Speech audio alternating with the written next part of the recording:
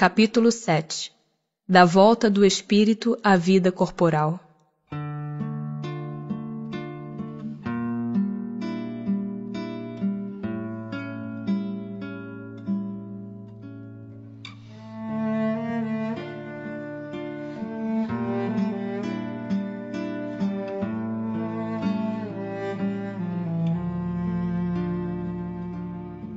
Prelúdio da volta.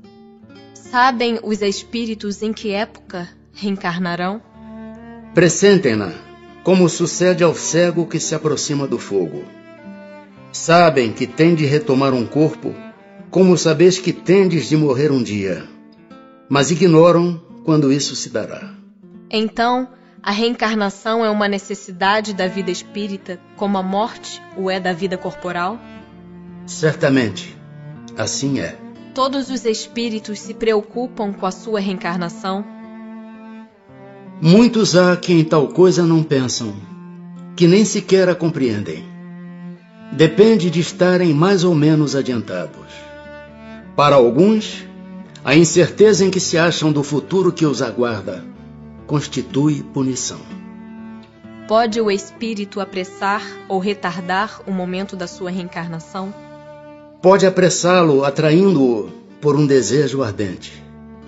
Pode igualmente distanciá-lo, recuando diante da prova, pois entre os espíritos também há covardes e indiferentes. Nenhum, porém, assim procede impunemente, visto que sofre por isso, como aquele que recusa o remédio capaz de curá-lo.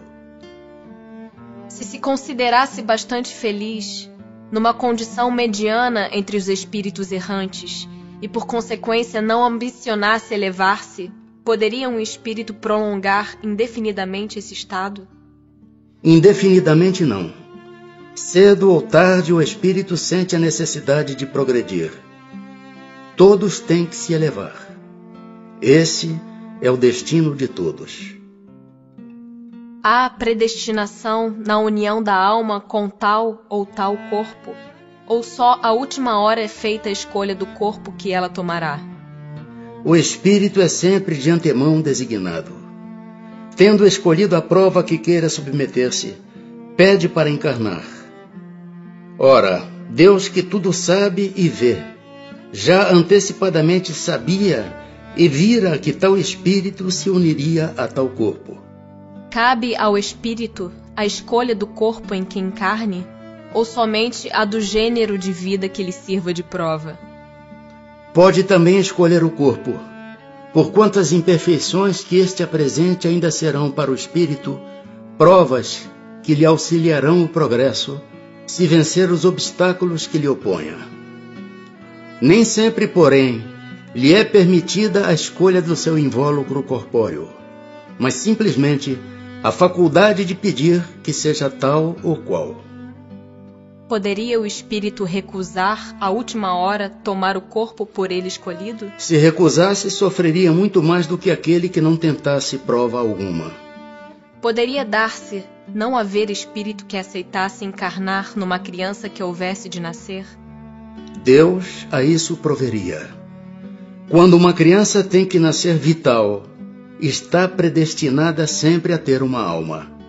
Nada se cria sem que a criação presida um desígnio. Pode a união do espírito a determinado corpo ser imposta por Deus? Certo. Do mesmo modo que as diferentes provas, mormente quando ainda o espírito não está apto a proceder a uma escolha com conhecimento de causa.